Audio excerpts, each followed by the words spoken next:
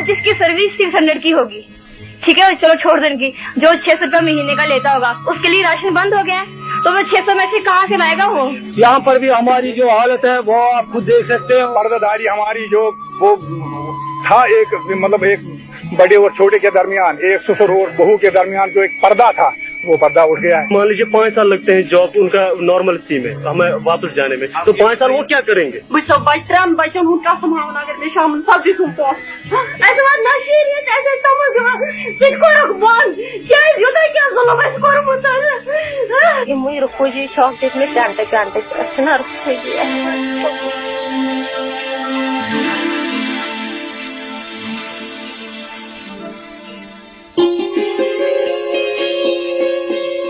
कश्मीर जो अपने रुपहले जादू से विश्व भर के लाखों करोड़ों लोगों को मुग्ध किया करता था, जो राहत देता था तपती गर्मी और धूप से, आज झुलस रहा है बारूद और धुएं से। जो मानवीय प्रेम, सौहार्द और भाईचारे की मिसाल था, जाने किस साजिश का शिकार हो गया।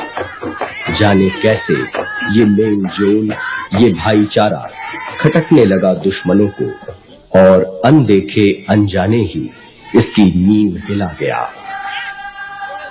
समय के थपेड़े ने जीवन धारा का रुख ही बदल दिया। हजारों लाखों बेकसूर यातनाओं का शिकार हुए, यहाँ तक कि हर लिहाज से बेहतर जीवन जीने वाले ये लोग इस तरह की जिंदगी के लिए मजबूर हो गए। आज से केवल कुछ ही महीने पहले तक ये लोग ऐसे भविष्य की कल्पना भी नहीं करते थे जो आज इनका वर्तमान बन गया है। इनका ये आज एक अजीब से खूंटे पर टंगी विसंगति बन गया है। इनकी इस दुर्दशा के लिए आखिर कौन जिम्मेदार है? तो कितना रहे कशीर बसा अकिन गान तो इस दोही थे कि बात रहना इतनी आज इतनी राना पानी गारम में इतने तो रुको जी इतना हम मांगना तो एक कुता बोर्ड मकान उठते थे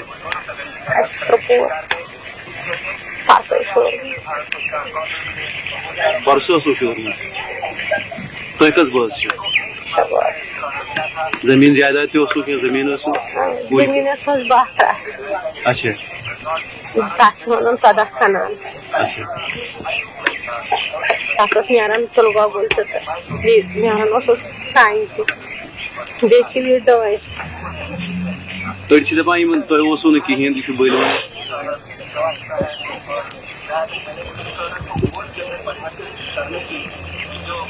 वनकन अगर कम गरीब वनकन अगर 2 लक्षन तक द्रगड़े होतन तो जमीन तो ज़रात तो कुलन तो कतन हेको वन थडून कुल कत भाग कोता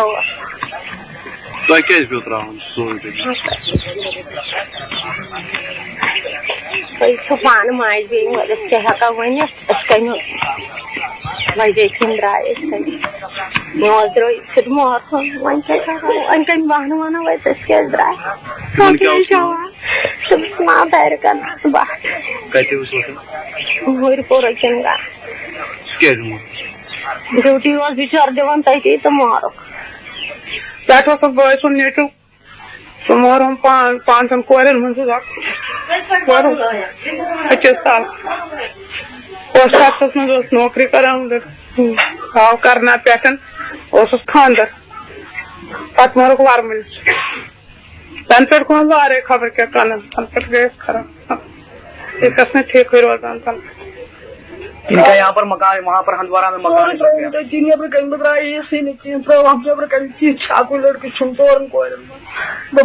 अगर रखो जिंदगी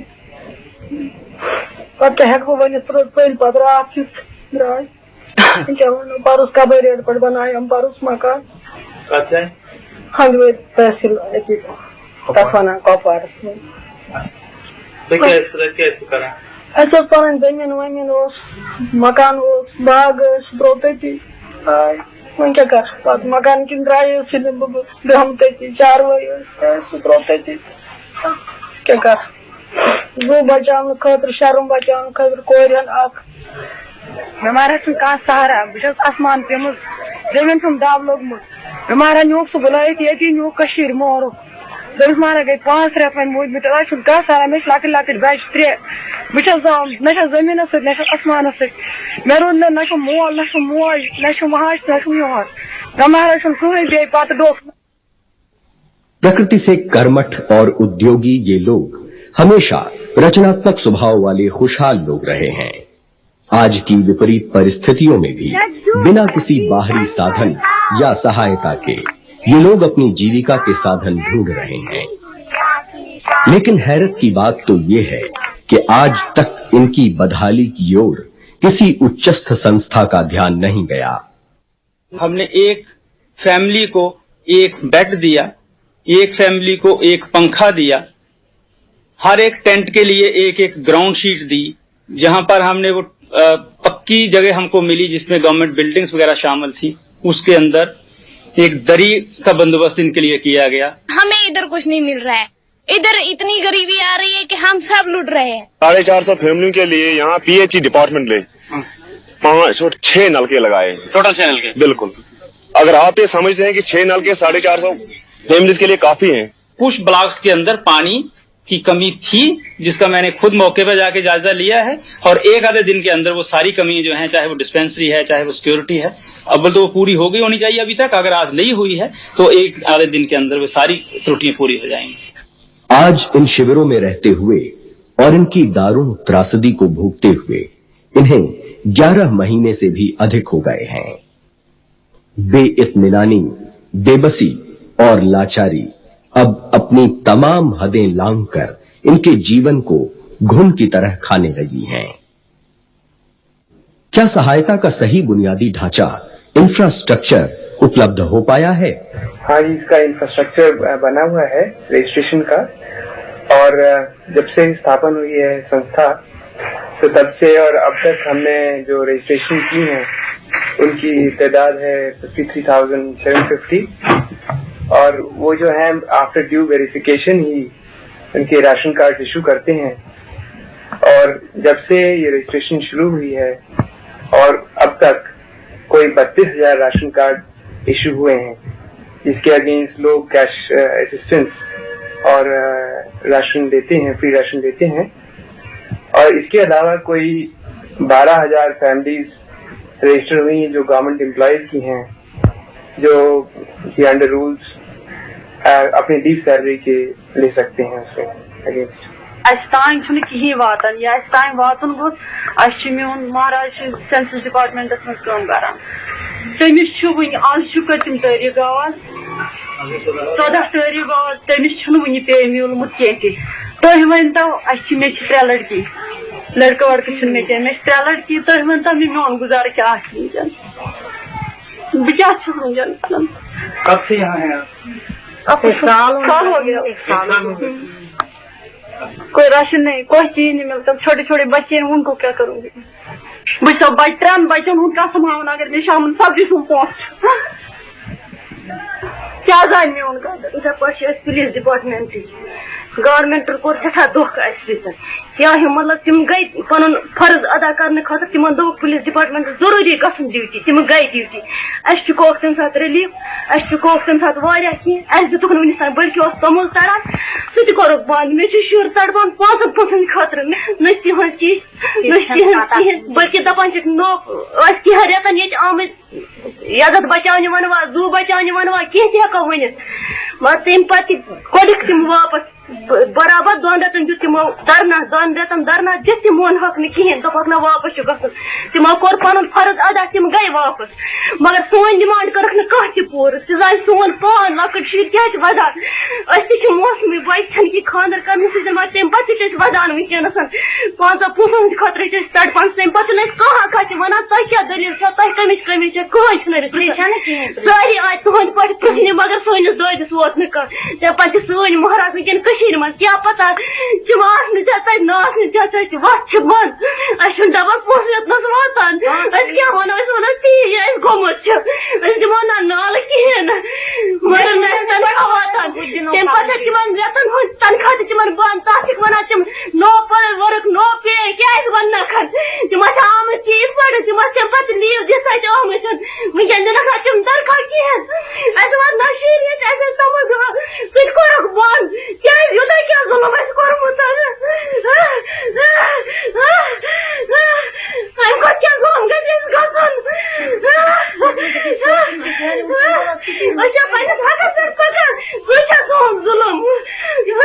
गवर्नमेंट एम्प्लॉयज का जो है वो पहले उनको हम दे रहे थे, फ्री राशन दे रहे थे, बट अब उनको क्योंकि लीव सैलरी मिल रही है कंटिन्यूसली, तो उसकी वजह से जो है ये उनको अब नहीं मिल सकता है। तो फ्री राशन और कैश रिलीफ उनके लिए बंद किया गया है। अच्छा, गवर्नमेंट ने ये किया कि जो सर्विस करता है, अब जिसकी सर्विस 600 की होगी, ठीक है चलो छोड़ दें की, जो 600 रुपया महीने का लेता होगा उसके लिए राशन बंद हो गया है, तो वो 600 में से कहाँ से लाएगा वो? जो लोएस्ट पेड हैं वो आपके क्लास 4 एम्प्लॉयज, उनको करीब 1100 रुपए मिलता है, विच इज तो अगर फैमिली को 1000 मिल रहा है प्राइवेट फैमिली को, तो 1100 उससे ज्यादा है। तब भी क्योंकि प्राइवेट फैमिली को राशन भी ओवर एंड अबव मिलता है, तो ये पॉइंट जो है हमारे और नोटिस में ऑलरेडी है कि क्लास 4 को जो है उसके अगेंस्ट हो सकता है डिस्क्रिमिनेशन हो। रजिस्ट्रेशन के लिए कतार, तंबू लेने के लिए कतार, रिलीफ और राशन के लिए कतार और हो हल्ला, इस सब के बाद एक अनिश्चित और असंतुष्ट जीवन। यदि इनकी ओर ध्यान देने में और अधिक देर की गई तो इसके नतीजे मनोवैज्ञानिक स्तर पर बहुत कटु हो सकते हैं। ऐसा तो नहीं, जनरल आप कह सकते हैं कि बहुत डिले है। जहाँ कोई अगर डिले होगा तो मेरी नोटिस में लाया जाए वो। जिस तरह से सरकार रिलीज करती है कैश रिलीफ, हम उससे स्टिपुलेटेड टाइम में उसको पूरा कर लेते हैं। ये शायद ऊपर से डिले होता होगा, हमारी तरफ से डिले नहीं। नंबर बचत जुनाफर मे हक क्या वन ये मानन मे आख कारण ये मानन मे वो 3 दफा काम आज दफान ये कारण ये प्लाट तो ये मान 4 महीनों का एक साथ रिलीफ दे रही है, वो किस लिए दे रही है समझ में नहीं आ रही है हमें। अगर महीना देना है, 4 महीने का इकट्ठा देने का क्या तुक है? केवल इसलिए कि 2000 हमें दो, 2000 आप लोग, परेशान करना है। इतना ही नहीं, दूसरी बात मैं आपके ध्यान में लाना चाहूंगा कि इन्होंने कहा कि हम वेरीफाई करेंगे। हमने कहा वेलकम, आप वेरीफाई कर लीजिए, क्योंकि हो सकता है किसी ने गड़बड़ की होगी, लेकिन वेरीफाई कराने में 4 महीने लगा रहे हैं। 4 महीने हो गए जनाब, 4 महीने हो गए। 4 महीने से कहाँ से आए हैं? बारामूला से आए हैं, और 4 महीने से आपकी रजिस्ट्रेशन नहीं हो रही है। नहीं, हम चलते रहते हैं, ये बोलते यही बोलते हैं। ये देखा गया था कि जो फैमिलीज बिल्कुल खराब कंडीशन में हैं और जिनको कोई रहने का ठिकाना नहीं है कहीं भी जम्मू में या आसपास के इलाकों में और दूसरे डिस्ट्रिक्ट्स में, तो उनको इमीडिएट और फौरी तौर पे जो इंतजाम करना था, तो इसलिए वो टेंट लगाए गए जो बिल्कुल मजबूर थे, तो उनको टेंट जो है दिए गए हैं। तो अगर और भी कोई ऐसे नजर आते हैं जो खराब कंडीशन में होंगे, तो गवर्नमेंट का ये पॉलिसी है कि उनको भी टेंट देने की कोशिश की जाएगी। कई परिवार यहाँ हैं जो यहाँ सीढ़ियों पे बैठे हैं, इसका क्या कारण है? इसका कारण ये है कि ये रजिस्ट्रेशन करने के लिए गए, 3 महीनों से ये रजिस्ट्रेशन करने के चक्कर में है, लेकिन आज तक रजिस्ट्रेशन नहीं हो पाई इनकी। सरकार कोई ना कोई बहाना करके कि आप झूठे हो या कुछ करके पता नहीं क्या करके और इनको टालती रहती है। तुम अकेला क्यों है? यानी मैंने कहा लाऊंगा कहाँ से, मेरी 2 लड़कियां थी, मैंने उनको ब्याया है, औरत मर गई, मैं खुद अकेला हूँ।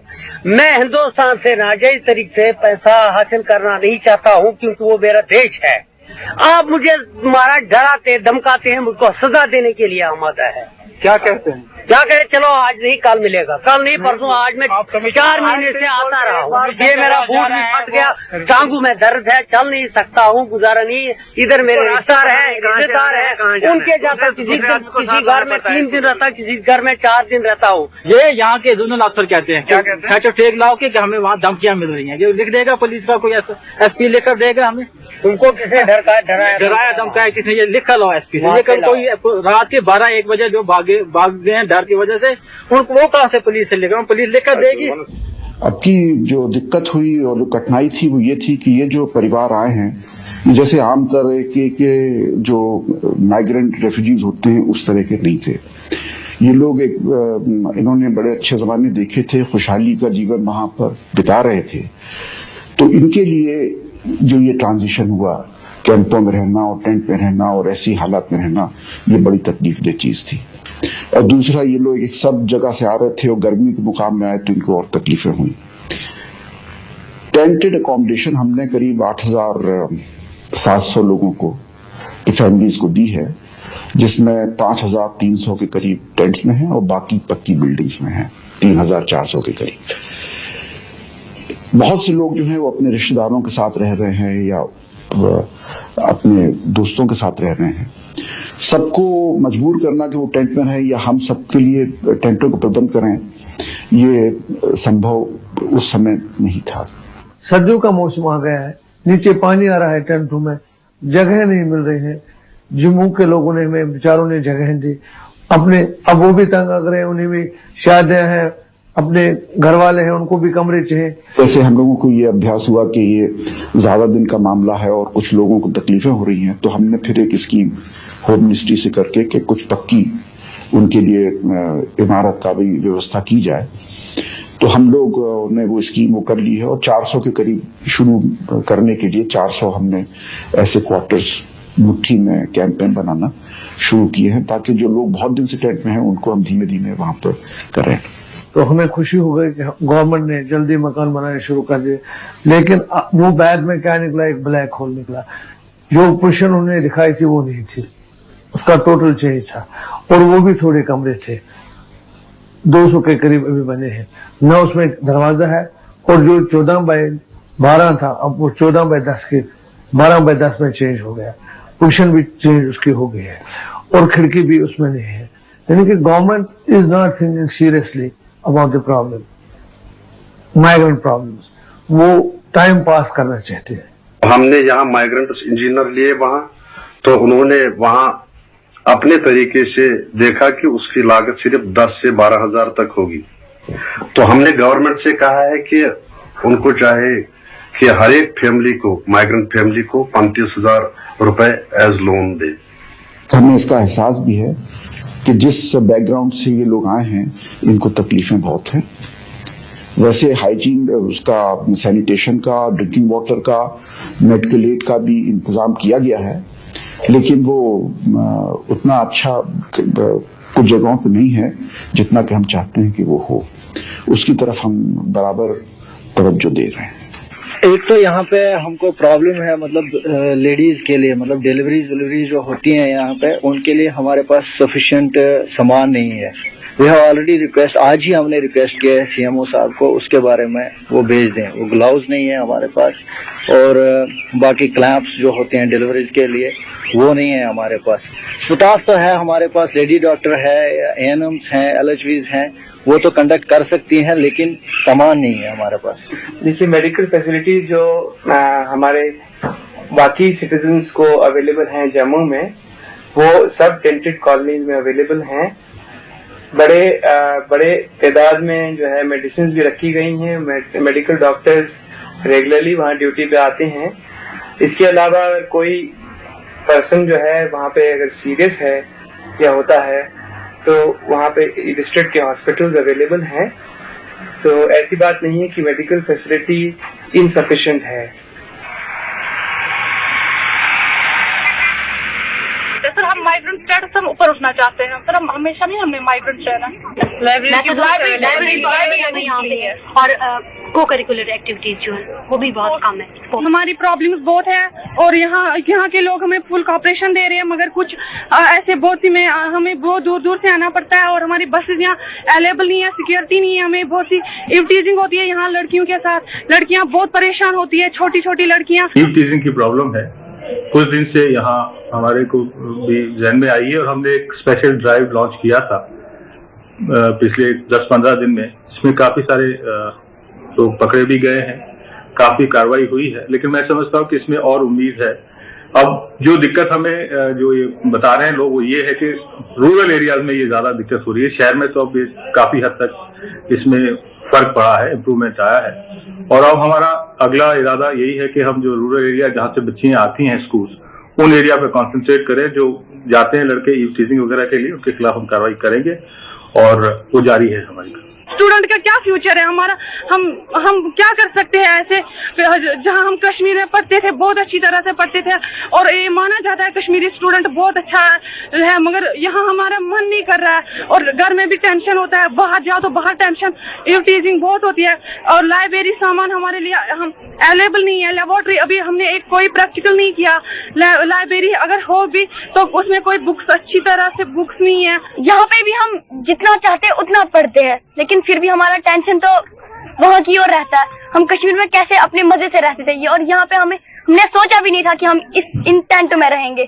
कश्मीर में जब हम थे ना, अपना मकान था, बहुत बड़ा मकान था, जहाँ जैसे हम बैठना चाहते, जैसे हम जैसे पढ़ना चाहते थे वैसे पढ़ सकते थे, लेकिन यहाँ पे वो हम पढ़ सकते भी नहीं है। लेकिन फिर भी हमने किताब फिर भी अपने पास ली है कि हम पढ़ेंगे। माइग्रेंट स्टूडेंट्स के बच्चों की कैपेसिटी पर, उनकी इंटेलिजेंस पर, उनकी डिलीजेंस पर तो हमें पूरा विश्वास है, क्योंकि ये तो मानी हुई बात है कि कश्मीरी पंडित कौम ये तो 100% लिटरेट्स है ही और इनमें वो शक्ति है कि वो कोई भी व्यवस्था बर्दाश्त कर सके। क्योंकि आज ही ये हिस्ट्री में तो ये तीसरी बार है जबकि हमें ये एक्सोडस का सामना करना पड़ा है। हमें अब ऐसा लगता है कि कोई बर्षा नहीं उठेगा जो हमें फिर अपनी घर को ले जाएगा। ये तो बड़ी बात हो रही है। तो लेकिन जहां तक तो हम तो कोशिश अपनी तरफ से तो करेंगे कि इनका फ्यूचर सुरक्षित हो, मगर ऐसी परिस्थिति में लगता है कि हमारे लिए बड़ी हार्ड टाइम्स अहेड है। आखिर मजबूर होकर के जब उनकी इज्जत ही एक तरह से लुटने लगी तो कुछ लोगों को अपना घर बार छोड़ना पड़ा। अब नतीजे के तौर पर जब वो जम्मू में आए तो जम्मू की जैसी एक सोच है, हम लोगों ने एक मेहमान के नाते उनको यहाँ पर रखा है। इकोनॉमी जम्मू की बहुत इफेक्ट कर रही है और ये अगर इनका जल्दी हल ना किया गया कोई परमानेंट, तो ये अल्टीमेटली जाकर जम्मू रीजन जो ऑलरेडी यहाँ पर सेंस ऑफ डिप्राइवेशन रही है हमको, हमारे हकूक, या जिस तरह से जम्मू प्रोविंस के लोगों को आज तक ये जहाँ पे नौकरियों का सवाल है या जहाँ पर आप देख लीजिए अकोमोडेशन का, जैसे मैंने आपको बताया, इसी तरह से और शोबों पर भी, बिजनेस पर भी, वो तो बेचारे बेकार हैं ही। तो उनकी जो ह्यूमैनिटेरियन प्रॉब्लम उनको पॉलिटिकली कंसिडर करना चाहिए और गवर्नमेंट को जल्दी से जल्दी उनको भी सॉल्व करना चाहिए, नहीं तो अल्टीमेटली जो जम्मू की इकोनॉमी है वो तो खत्म हो जाएगी। जम्मू के लिए हम बहुत शुक्रगुजार हैं, मुबारक देते हैं जम्मू वासियों को जिन्होंने इतना बड़ा ब्रांड बर्दाश्त किया। कोई 4 लाख कश्मीरी पंडितों और मुसलमानों को यहाँ पर जगह दी, अपने कमरे उन्होंने खाली करवाए, बच्चों को कहा एक एक कमरे में सोए रहो, इन बेचारों को जगह दे दो, कहीं ऐसा न हो कल को अगर कोई जंग हुई तो हमें भी इनकी तरह कहीं मुहाजिरीन बनकर भागना पड़े। लेकिन यहाँ तक उनकी सहायता करने का प्रश्न है, उसमें एक बात बिल्कुल सीधी और क्लियर है कि जिस कुर्सी पर जो मेरी है यहाँ के लोकल लोगों की है, वो अपनी कुर्सी छोड़ करके उनको नहीं देंगे। हम ये महसूस करते हैं कि मजबूरी से अपने घरों से उठ के लोग आए हैं और जब तक वहाँ अच्छे हालात पैदा नहीं होते, नॉर्मलाइजेशन, तब तक इनको वापस ले जाना मुनासिब नहीं होगा। जम्मू के लोगों को खतरा नहीं है, बाकी वो लोग जो यहाँ आए हैं उनको हम तो ये चाहते हैं उनको पूरी इमदाद होनी चाहिए, हर किस्म की जो सहूलत है उनको मिलनी चाहिए, अकोमोडेशन है, खाना पीना सब मिलना चाहिए और उनको जो मेरी समझ है उनको एक तरफ वापस जाना है, क्योंकि कुछ जो लोग यहाँ आए हैं वो अपना घर बार छोड़कर आए हैं। घर बार छोड़ना को आसान नहीं है, बड़ी मुश्किल है, लेकिन जो आगे अब उनके लिए ये है कि वहाँ इतनी ऐसी फिजा पैदा की जाए कश्मीर में, सिक्योरिटी फुल प्रूफ हो और ये जो मिलिटेंसी है ये खत्म हो और वो वापस चले जाएंगे। हम तो जाना चाहते हैं, यहाँ पे हम रह नहीं सकते क्योंकि यहाँ पे तो इतनी डिफिकल्टीज है बहुत सारी, ये कुछ यहाँ पे बन नहीं पाता है कुछ हमारा। कश्मीर के विस्थापित का अपना लक्ष्य है कश्मीर वापस जाना, उन्होंने कश्मीर जाना है और उसका अंतिम लक्ष्य वही है और वो वापस जाकर रहेगा, उसने कश्मीर को छोड़ना नहीं है, यह इसकी हिस्ट्री रही है, वो भविष्य में भी ऐसा ही करेगा। तो हमारी अपनी मातृभूमि और हम वहाँ पे रहना चाहते, किसी और स्टेट में नहीं जाना चाहते। सर भारत में रह के हम कैसे रिफ्यूजी कहलाए सर, हम वापस जाना चाहते हैं घर। इसलिए हमें कुदरती लगाव है, एक तो पैदा हुए कश्मीर में, वहाँ की आबहवा, वहाँ के पानी, दरिया, सब उनके साथ हमारा लगाव है और फिर हमारी जायदाद है, मकान है, इनकम है, सब कुछ है। इसलिए हम एट एनी कॉस्ट कश्मीर वापस जाने के इच्छुक है। ये मुसम्मम इरादा हमारा है कि हम जाएंगे वापस। विस्थापित लोग अपने घरों को जाना चाहते हैं, लेकिन नॉर्मल सी कंप्लीट होने पर कश्मीरी जो विस्थापित आज बिखरा हुआ है, जो पूरे देश में बिखरा हुआ है, इसका संकल्प आप पूरे देश में पहुंचाएं कि वे वापस कश्मीर जाना चाहता है और उस कश्मीर में जाना चाहता है जिस कश्मीर में ये केवल लिखा ही नहीं होता था welcome to the happy valley, ये रियली और सच में ही एक खुशहाल घाटी हो और उस खुशहाल घाटी में आग और बारूद का धुआं न हो, वहां हम जाएंगे।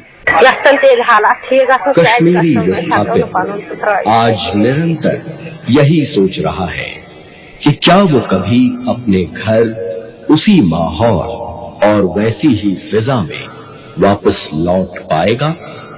अवश्य जाएंगे और ये हमारी बड़ी मजबूत इरादा है, हमारी ये नीति है और इसके लिए हम सिर्फ अपनी सुरक्षा प्रबंध पे निर्भर नहीं है, बल्कि हम ये भी जानते हैं कि बहुत से लोग वादी में इससे ज्यादा पसंद नहीं है कि इन लोगों को वादी से इस हालात में निकलना पड़ा। कुछ तबके हैं और जो फंडामेंटलिस्ट किस्म के जो हैं, जिन्होंने उनके साथ ये हरकत की जिससे कि इन लोगों को अपना घर बार छोड़ना पड़ा। उनके अलावा जो आम लोग हैं, पड़ोसी जो हैं इनके माइग्रेंट्स के, उनका रवैया देखकर और ये परंपरा देखकर जो कि सदियों से वहां चली आ रही है, साथ साथ रहने की और मजहबी भेदभाव को आपस के मिलन में रुकावट न पैदा करने की, इस पर हम निर्भर होकर पूरा इरादा रखते हैं कि हम ऐसे हालात पैदा करेंगे वादी में और वहां के लोग ऐसे हालात पैदा करेंगे, समझदार लोग और अच्छे उसके नियत के लोग, कि ये लोग वापस जा सके।